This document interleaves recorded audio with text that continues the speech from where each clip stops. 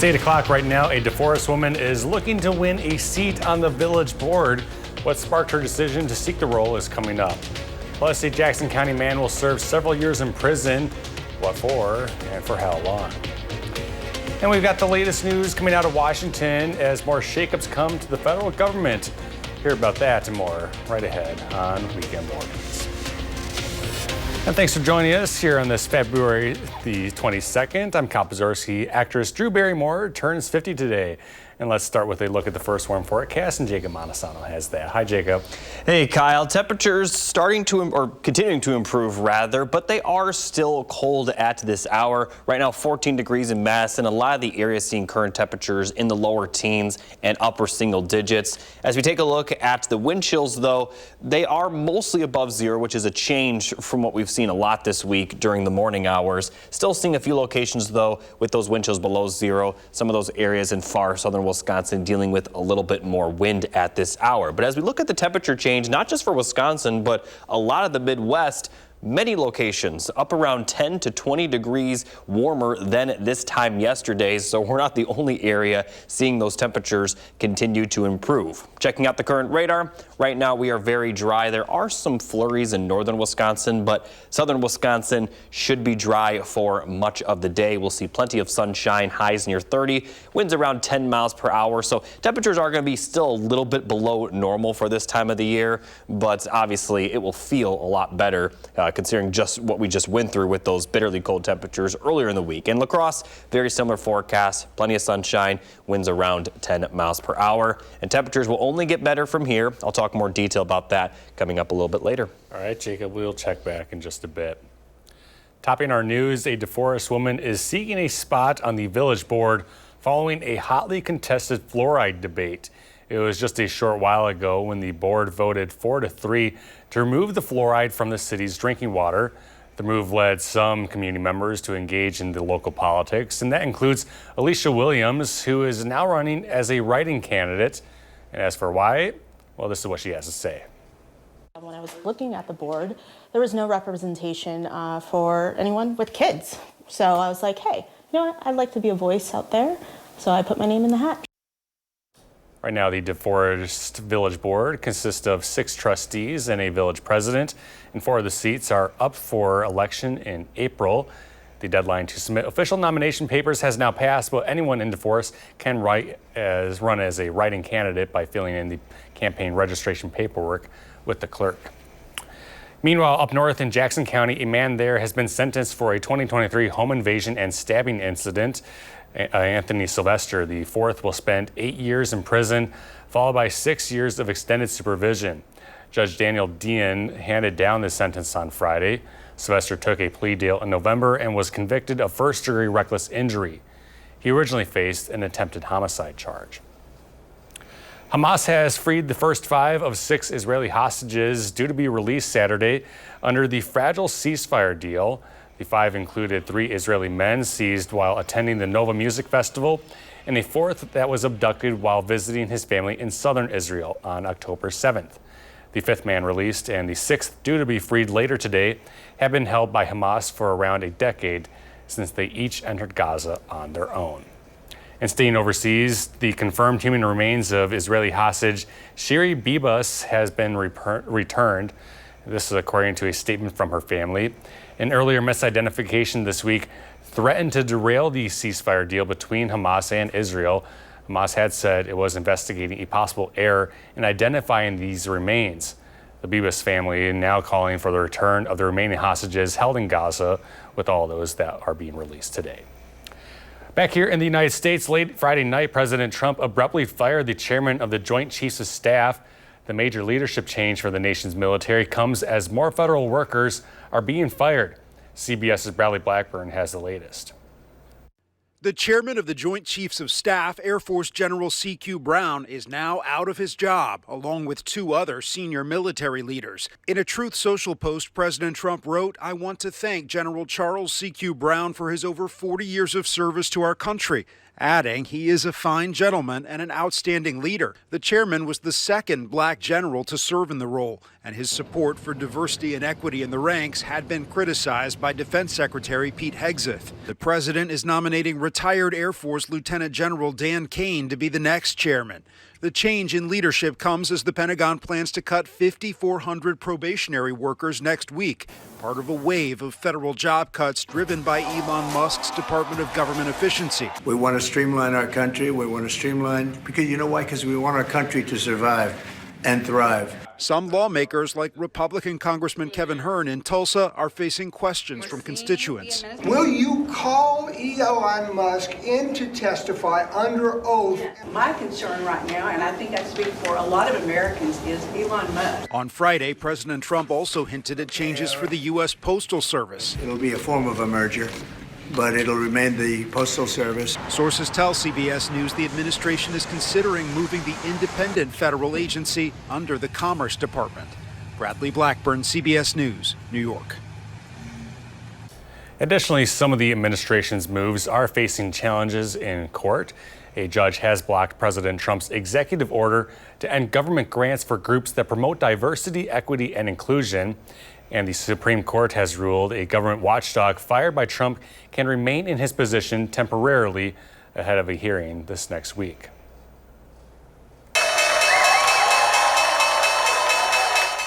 And taking a look at Wall Street, where stocks plunged Friday amid some fresh fears about inflation. The Dow tumbled more as the S&P and NASDAQ both closed lower. The sell-off came after the University of Michigan's latest consumer survey showed that Americans are concerned about President Trump's tariffs that could possibly drive up prices. Investors are also growing fearful that consumers could possibly pull back on their shopping habits. Consumer spending makes up more than 2/3 of the U.S. economy. And here's a close look at the numbers. The Dow falls more than 748, NASDAQ 438, and the S&P 104. Let's take a live look now at St. Peter's Square in the Vatican City. News continues to be out of there that Pope Francis is expected to remain in the hospital through at least the next week. The Vatican says the 88-year-old pontiff is responding positively to treatment for pneumonia after he was first hospitalized in Rome. Doctors say it is not clear exactly how long the treatment will take. The Pope is receiving oxygen but can breathe and eat on his own. Back to more local news. We now know the name of the man who died from his injuries after a shooting in Janesville this past December. The Rock County Medical Examiner Office identifying him as Taiwan Cannon. The 51-year-old was shot on North High Street in December of last year, and he died at the hospital earlier in this month. Police have arrested Dante Foster in connection with the shooting, who is now being charged with first-degree intentional homicide. Meanwhile, the Dane County Medical Examiner's Office is releasing the name of an 18-year-old who was killed on Madison's east side. He has been identified as Tyson Larry of Beaver Dam. On February 13th, Larry died at the scene of a shooting on North Thompson Drive. 2 teens have since been arrested in connection with the incident. Both face charges of first-degree reckless homicide and armed robbery. And it's been a roller coaster of emotions for a Dodge County family as the search for missing 16-year-old Sophia Franklin continues. Sophia is said to be traveling with 40-year-old Gary Day of Arkansas, who is also the father of her unborn child. They are believed to be in a 2014 black Buick LaCrosse with Pennsylvania license plates. Sophia's mother is now continuing to hope her daughter hears her pleas to come home. We love you. We want you home. We want you with us and to be a part of our family again and to experience all the milestones that come with approaching adulthood and finish your education and all the things. There's just so much life has to offer you right now, Sophie. That's what we want. Dave faces 2 counts of child enticement and child abduction in Dodge County, and he also has a warrant out for his arrest for violating his parole from a child endangerment charge involving his son back in 2019. Got some new video in this morning showing thieves breaking into a Milwaukee Bucks player's house. In this video, you can see 3 men who were outside of forward Bobby Portis Jr.'s home in River Hills. This incident happened last November when Portis Jr. was away from home. He was off playing a game at that time. The thieves break through the glass and enter the home and can later be seen coming out with a safe and suitcase. They are believed to be part of a group of 7 Chilean men that federal prosecutors are charging for targeting professional athletes across the nation. You still have to lay your head where you got robbed at, and sometimes it's kind of disturbing. I ain't gonna say nothing else about it. It works me up, man. The alleged robbers are accused of carrying out these similar crimes at the homes of Patrick Mahomes and Travis Kelce, as well as some other athletes. The price of eggs has jumped more than 15% in the past month alone, but there are some alternatives if you would like to cut the cost at the grocery store. Experts at Good Housekeeping suggest that you can substitute a 4th cup of Greek yogurt in place of an egg while baking. And liquid left over from a can of chickpeas can also be added to your recipes. And if you're really looking to switch things up for your meals, firm tofu can stand in for scrambled eggs, although I have no idea how that works. Meanwhile, the trend of drinking raw, unpasteurized milk has grown immensely on social media. But there's a question, is it healthy?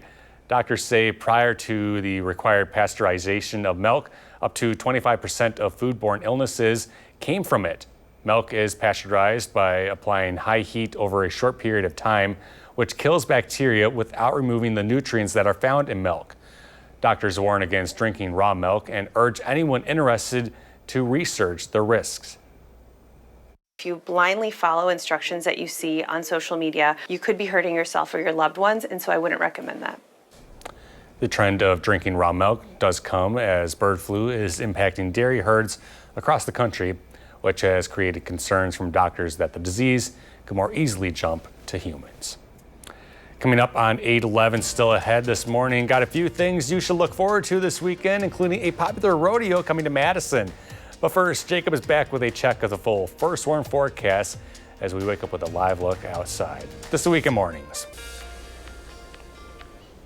Good morning, everybody. Here's a look at the 3 things you need to know. It's not going to be as cold moving forward, and we also are going to see some pretty mild temperatures, especially next work week, with a few small chances of precipitation, but each chance of precipitation will likely not amount to much. So here's a look at today's forecast. Once again, highs around 30, plenty of sunshine, winds not too bad either. Still a little bit below normal, but temperatures continue to get better. And looking at the overnight lows, we'll see clouds increase, but the lows tomorrow morning will be better than what we're seeing right now by about 5 to 10 degrees, as lows will be around 20, and temperatures continuing to get better for Sunday. We will see a little bit more cloud cover, but highs will be in the middle to upper 30s. Still a few peaks of sunshine with that cloud cover. As we take a look at the highs for next week, Monday through Friday, each day of the work week, we could see highs in the middle 40s. Now, we are going to see a lot of cloud cover with a few chances of precipitation, but I'm sure a lot of people will just take the nice weather or the nice temperatures over a little bit more sunshine, which is what we will see today. So very nice next week, maybe some cooler temperatures for next weekend, but not as cold as earlier this week. So current radar is dry. There are a few flurries in northern Wisconsin, but that's about as far south as they're going to get because southern Wisconsin is expected to be dry for much of today and into the overnight hours as well. So sunshine right now, clouds are expected overnight. We might see a few flurries at times, especially as we get closer to Sunday morning, but these flurries are certainly not going to accumulate, and continuing to see cloud cover for Sunday into Sunday night as well. Could see a little bit of a precipitation chance for Sunday night as well, but again, we're not really going to see much until a little bit later into the work week. So here's a look at those precipitation chances. Once we get to Monday evening, we have a better chance of rainfall. Still not expecting much, but it will be more consistent than what we'll see this weekend. This is likely going to be Monday evening through early overnight, probably clearing out by Tuesday morning. And then Tuesday night, we have another chance of some precipitation. This time, a little bit of rain and some light flurries. Again, certainly not going to accumulate, but we are expecting a little bit of a wintry mix as we head into Wednesday morning. That looks to clear out by Wednesday afternoon. And then we still will have a few small chances of precipitation after that. So again, nothing too large, but there will be just a few small chances scattered throughout next week. Again, the big story are those temperatures. For La Crosse's sake, you folks may see highs in the 50s a few days with overnight lows around 30. which is a lot warmer than the highs we saw earlier this week. So compared to those temperatures we saw earlier this week, it may actually feel a little bit like spring. And only in Wisconsin can you say 40s feel like spring. But anyway, here's a full look at the 7 to 10 day forecast. Again, a little bit cooler towards next weekend, but still temperatures not too bad as highs do look to get above freezing. All right, Jacob, thank you very much. Got some other national news to get to. First, the suspect in the fatal shooting of a health insurance executive has made his first appearance in court since December. Luigi Mangione is facing charges of first-degree murder, terrorism, stalking, and firearms offenses in the shooting death of United Healthcare CEO Brian Thompson. Prosecutors laid out evidence, and the judge gave the defense until April to respond, but the 26-year-old's team says he's not being treated fairly. In shackles, he was wearing a vest today. Some looked like I don't even know what it looked like, but a very serious vest with his legs shackled and his arms shackled. Now, crowdsourcing has generated more than $500,000 for Mangione's legal fees, and legal analysts say if this does go to trial, attorneys will look for jurors who can be impartial, even if they have heard of the case. Well, if you're a fan of Western sports and country music, then you'll definitely want to head on over to the Alliant Energy Center later on today for the Bulls, Bands, and Barrels Tour. The event, as the name implies, has bull riding, barrel racing, and American freestyle bullfights. After the sports, the floor opens up to attendees to enjoy a concert by Waylon Wyatt and Muscadine Bloodline. This is the third year the event will come here to Madison. This is a full family-friendly event. There will be something here, the little bitty guys all the way up to Mama and Papa. They're gonna have a good time. There's gonna be something here that they enjoy. And you can come enjoy this as a family and just spend a great night out. Now, if you want to go see Pork Chop in person, along with all the rest of the action, you can get your tickets at bullsbandsandbarrels.com. And happening this afternoon from noon to 4, you can snack your way through downtown Sun Prairie. The delicious chocolate and cheese walk is returning to celebrate the two food favorites. And you can enjoy samples of sweet and savory treats served at the various downtown Sun Prairie businesses. Organizers say it is a great way to explore and support the community. And tickets are limited, so you should get yours before they are gone, and they run about $20. It is now 8:19, still ahead here on Weekend Mornings. Jacob returns with a quick check of your Saturday forecast. Plus, there's always something to stream these days. Ain't that true? Will Oper has the 3 things you need to watch next on Weekend Mornings. Well, as we take a look at the temperatures over the last 2 weeks, pretty much every single day has been below normal, especially earlier this week when some days the temperature was over 20 degrees below normal. Now, that wasn't the case for the beginning of the month. Here's a look at the temperatures throughout the month compared to normal. That first week was pretty mild, but these last 2 weeks has really brought the average temperature for the month down, and now we are around 4.5 degrees below normal. Now, this last week is expected to be above that normal level, but if the departure for normal for the entire month stays below normal, it'll be the first time Madison sees a below normal temperature month since March of 23. So that's almost basically 2 years ago at this point. We'll see if these temperatures next week do bring that departure to normal or if it stays below it, because as you can see, we are going to see those very mild temperatures Monday through Friday. Highs will be in the 40s. I know maybe not everyone will be as curious as I am, but these temperatures next week, it'll make that departure from normal very close for the entire month. Oh, very nice. All right, thank you, Jacob. Well, a new analysis of over 30 different studies finds that parents actually do play favorites when it comes to their children. Researchers at Brigham Young University found that parents might show favoritism based on factors like gender, birth order, and a child's temperament. The study also revealed both mothers and fathers tend to favor daughters slightly more than sons. And they're also offering advice for parents whose children may feel overlooked. Don't dismiss what your child is saying and try to spend more one-on-one time if there's multiple children. It could literally be 15 minutes and just saying, let's go to the store to grab something. 15 minutes together, but personalized attention goes a long way. So I guess it is true that my mom does like my sister more than me. All right, well, the study does warn that children who feel less favored are more likely to struggle with their mental health and exhibit problematic behavior at home or in school. Well, there is never much of a shortage of films and shows to stream these days. And as always, our Will Loper shares a few of the best in this weekend's 3 Things to Watch.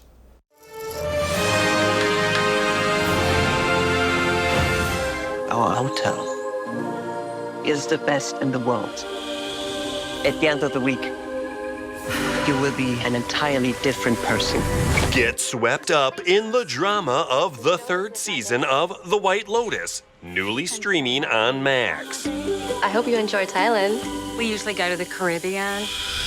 The show follows the relationships and dysfunctions of a new group of employees and guests of a fictional resort chain, this time in Thailand. Everyone comes to Thailand. They're either hiding from someone or they're looking for someone.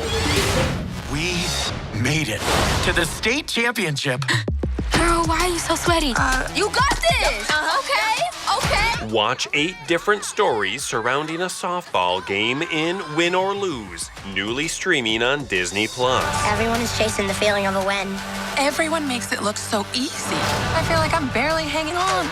But if someone wins, we'll make it work. We always do. We always do.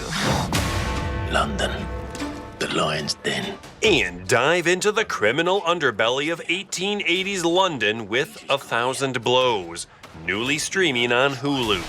We just get here from Kingston, Jamaica. And we are looking to make some money in the ring tonight. 2 friends on the run find themselves in the world of dangerous criminals and bare-knuckle boxing. My name is Mary Cole, Queen of the 40 Elephants, the biggest gang of female thieves in the whole of London. Those are the 3 things you need to watch, and this is Will Loper for Weekend Mornings. And there's still more news to come here on Weekend Mornings. Next, we're going to run through the morning's top headlines. Stick with us.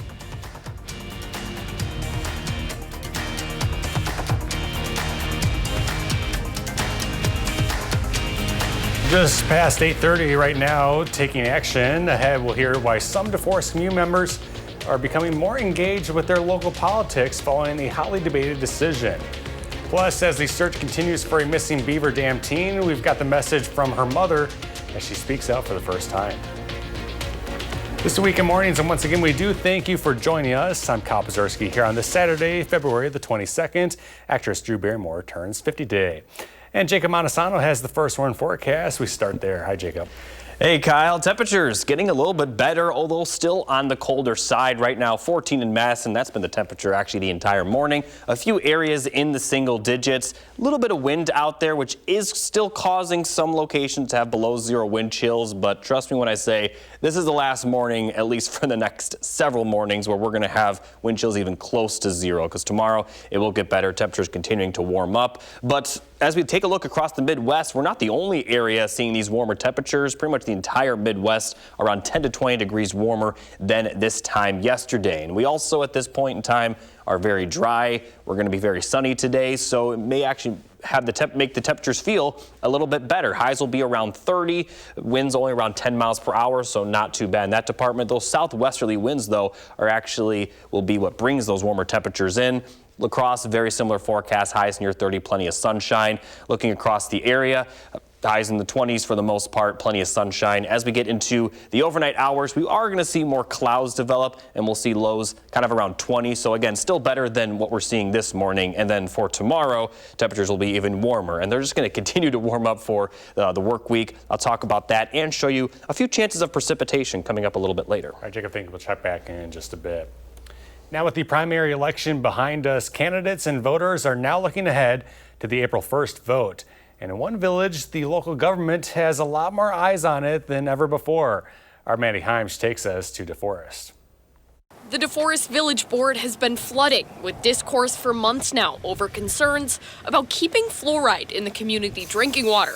Eventually, the village board voted 4-3 to remove the fluoride, and that vote is affecting the next one. A little late to official filing, but decided to get involved. It led some community members to engage themselves. Alicia Williams has entered the race for village board as a write-in candidate. When I was looking at the board, there was no representation for anyone with kids. So I was like, hey, you know what? I'd like to be a voice out there.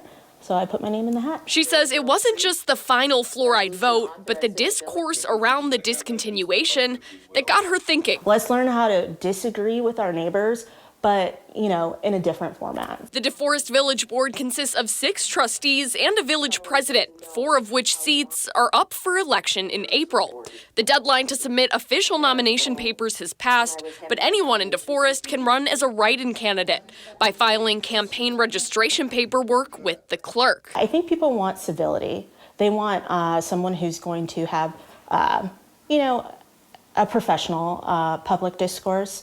They want someone who's going to make sound decision making, and they want to be heard from. Write-in candidates like Williams won't see their name on the ballot, but the wave of attention in DeForest has made room inside Village Hall. Reporting in DeForest, I'm Maddie Heimsch, News 3 Now. And now to more top stories we're following this morning. A Jackson County, Wisconsin man has been sentenced for a 2023 home invasion and stabbing incident. Anthony Sylvester IV will spend 8 years in prison, followed by 6 years of extended supervision. Judge Daniel Tien handed down the sentence on Friday. Sylvester IV took a plea deal in November and was convicted of first-degree reckless injury. He originally faced an attempted homicide charge. President Donald Trump has fired the chairman of the Joint Chiefs of Staff, Air Force General C.Q. Brown, along with 2 other senior military leaders. In a Truth Social post, the president wrote, quote, "I want to thank General Charles C.Q. Brown for his over 40 years of service to our country." The president adding, "He is a fine gentleman and outstanding leader." Here's what Trump said Friday on his push to shake up the federal government. We want to streamline our country. We want to streamline, because you know why? Because we want our country to survive and thrive. The chairman was the second black general ever to serve in the role, and his support for diversity and equity in the ranks has been criticized by Defense Secretary Pete Hegseth. The president is now nominating retired Air Force Lieutenant General Dan Kane to be the next chairman. Hamas has freed the first 5 of 6 Israeli hostages due to be released Saturday under the fragile ceasefire deal that's in place there. The 5 included 3 Israeli men seized while attending the Nova Music Festival, and the 4th that was abducted while visiting his family in southern Israel. The 5th man released and the 6th due to be freed later have been held by Hamas for around a decade since they each entered Gaza on their own. Staying overseas, the confirmed human remains of Israeli hostage Shiri Bibas has been returned. This is now according to a statement from her family. An earlier misidentification this week threatened to derail the fragile ceasefire deal that is in place. Hamas had said it was investigating a possible error in identifying these remains. The Bibas family now calling for the return of all the remaining hostages. Well, it has been a roller coaster of emotions for a Dodge County family as the search for 16-year-old Sophia Franklin continues on. Sophia is said to be traveling with a 40-year-old Gary Day of Arkansas. He is the father of her unborn child. They are also believed to be traveling in a 2014 black Buick LaCrosse with Pennsylvania license plates. Sophia's mother is continuing to hope her daughter hears her pleas to come back home.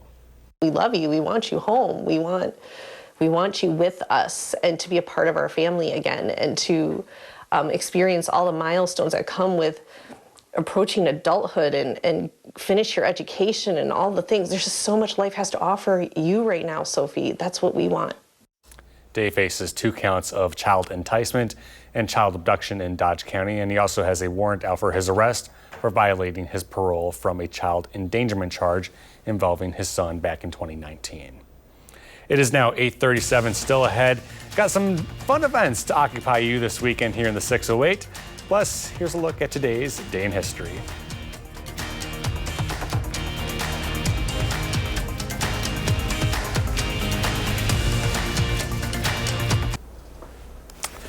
Well, welcome back. Someone has gotten their car stuck in a frozen Minnesota lake, and it is still there nearly now a month later. And this is the video that went viral on social media. Now, the front half of this 2008 Buick Lucerne, well, it fell into the White Bear Lake That is just a little bit to the east of Minneapolis. And the back of the car is now encased in ice, and the driver got out just fine. But this happened back in late January. The sedan now hasn't moved, and the man who goes out to the lake for fishing has been uploading videos of his car to Instagram, getting a lot of views about this. And he says he's even been able to catch fish in the car. Well, the Buick's owner also told authorities that he wants to get it out of the lake, but he doesn't. But if he doesn't, he could soon be facing a lot of fines. And Jacob, that's quite a scene there. I don't know how you even get that out of the water. And or out why of the would ice. why would you drive on the lake? I understand, walking on the ice, but Oh, a lot of people, they drive on the lake with the I don't frozen know. ice, and it's just fine. But I mean, for this, it's just like, how do you get that out of the ice without it just falling through?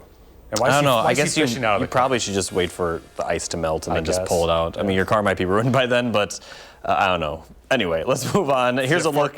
Yeah, here's a look at the snowfall throughout the entire month for Madison. And this February has been closer to what we normally see snowfall-wise, but we're actually still at a little bit of a deficit by about an inch. But that doesn't even compare to the deficit that we're experiencing for the entire winter. And unless we have a huge March, it's very likely we're going to have a pretty below normal snowfall winter. We're almost 19 inches below what we normally see. And as we take a look at the rainfall and snowfall forecast for this weekend, that number is not going to change. We're going to continue to see clear skies stay with cloudy skies overnight. And then the cloudy skies, they're going to continue for next week. And there's only going to be a few small chances of precipitation here and there. Sunday, we'll see just a few peaks of sunshine. But as far as snowfall goes, we are really not expecting much, if anything.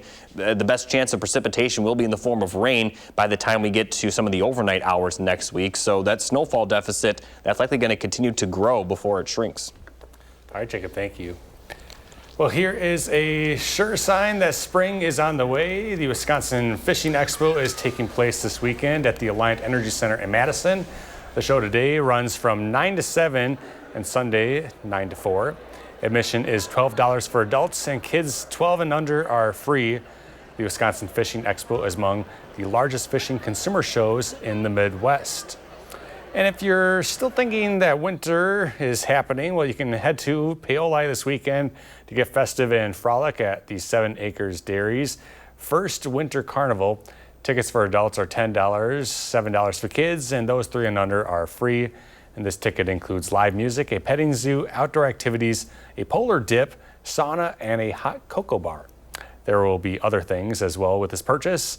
A portion of the proceeds will also be benefiting the Belleville EMS, will be on site hanging out with families and talking about their very important work.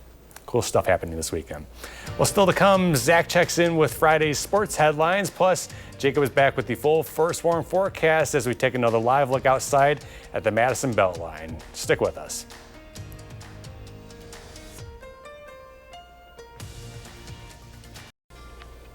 Good morning, everybody. Here's a final look at the 3 things you need to know.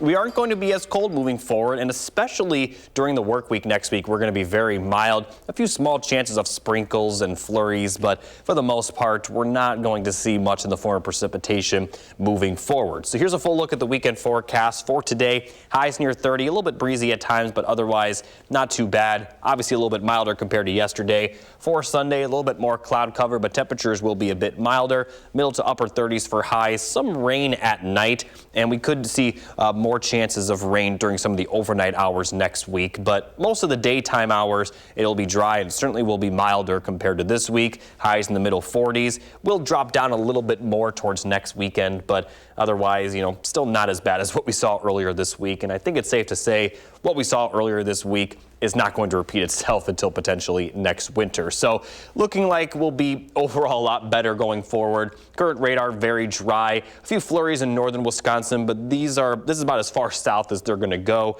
Southern Wisconsin is expected to be dry for much of the day, and the only chances of precipitation this weekend will be in the form of very, very light flurries, potentially Sunday morning, but that'll be just about it. These certainly are not going to accumulate. We have some better chance of precipitation towards next work week, but again, they're mostly going to occur during the overnight hours. So the first chance of precipitation will be Monday evening as the line of some rain showers moves through.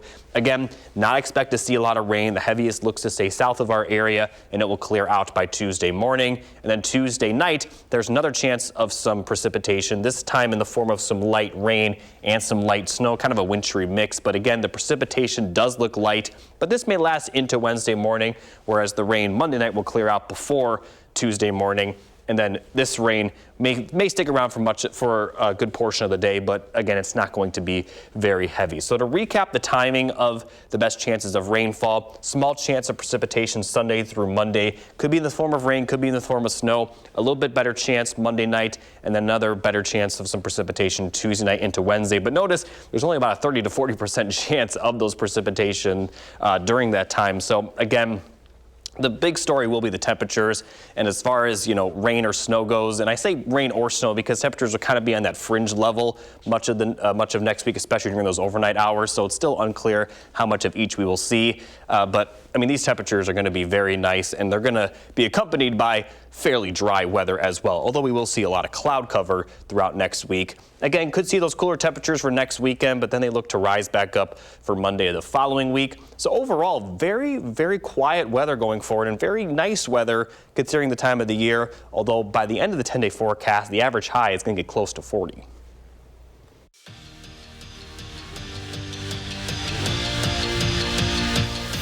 Mark Johnson loves going to Bemidji for two reasons. One, fresh walleye for breakfast, and number two, usually his team leaves with a sweep. Wisconsin is 94-7-5 all time against Bemidji State, and they've won 15 straight in the series.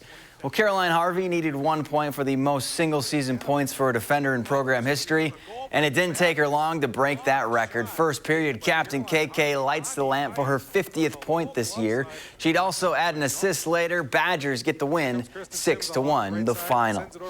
On the men's side, Wisconsin hosting Notre Dame in their final series of the regular season. And the Badgers had a party in the first period. Already up 1-0, Jack Horbach on the breakaway, and he sends a clapper past the tender. The shorthanded goal, part of a 4-goal first period.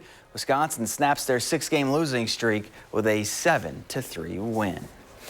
For the first time in program history, Wisconsin will take on Oregon in a conference game. But when you think of these two teams, epic NCAA tournament games come to mind. They met during UW's run to back-to-back Final Fours, with the Badgers beating the Ducks both times. And this group knows those games won't help them prepare for today's game, but we can all agree they were pretty fun to watch. I watched all those March Madness games coming up as a kid and in high school, but we as a team aren't looking at that. The game is completely different. Our players are completely different. Maybe as a history assignment, I'll go watch it for fun because the games have been great, but this is a new team and a new year with a whole new identity. Other men's basketball news, Greg Gard has been named to the Naismith Coach of the Year watch list, and for good reason. His Badgers are 21-5 this season with 2 top 10 wins and sit third in the Big Ten standings after being picked to finish 12th in the preseason. High school boys hoops, Verona hosting Sun Prairie East in a battle of the top 2 teams in the Big 8. Now, if you win this, you secure a share of the conference title. And Cam Bridges-Miller, well, he wants that. He turns defense into offense to give the Wildcats an early lead. KBM finished with 28 points, but their lead wouldn't last long. Max Raymer rocks the rim to give the Cardinals a 3-point lead. And that would only grow thanks to Chris Davis Jr. The certified bucket finished with a game-high 42 as Sun Prairie East wins it 96-92. Well, the Bucks taking on their former teammate Chris Middleton and his new team, the Washington Wizards. Well, it doesn't really look good, right, in that uniform. Well, Cash Money Middleton, he was up to his old tricks. The stop and pop for 2 +1. Middleton finished with a dozen in 25 minutes, but Giannis was not going to lose to his friend. He takes it coast to coast to the cup. Bucks get the win 104-101. And to the pool we go. Boys Division II state swimming and diving, and it was a good night if your last name was TeBeast and you're from McFarland. In the 200 IM, Blake TeBeast touches the wall first to claim his second state title in the event. And then in the 100 butterfly, it was Cale TeBeast not only going back-to-back in the event, but setting a new state record with a time of 48.44 seconds. McFarland dominated the field to win their second straight state team title. And that's it for Morning Sports. Have a great day. Thank you, Zach. And still ahead, got a sigh of relief. We're back in a bit. Well, the chances have now dwindled. Astronomers say the threat posed by the icy rock known as YR4 is now 0.28%. And NASA is continuing to monitor this asteroid since it does keep shifting. Earlier this week, YR4 had a 3% chance of hitting the Earth, making it now the riskiest asteroid ever detected. And Jacob, I don't think I have too much concern for it anymore. Now it's 0%. Yeah, I did hear a story like a few years ago about how there was an asteroid that could have hit the Earth in like 2033, but it already passed the Earth, so it's like the calculation was like way off. Like that. It's hard to predict, apparently. I understand it's hard to predict, but stuff like that is what makes me nervous. Yeah. I mean, I know more than anyone it's hard to predict stuff. I mean, I'm trying to predict the weather, although this week it is pretty quiet, so not a lot going on. Yeah, Highs in the 40s. You got an easy week. Yeah, a few small chances of precipitation, but that's about it. All right, thank you, Jacob, and thank you all for watching. We're back here tomorrow morning at 6:30. We'll see you then.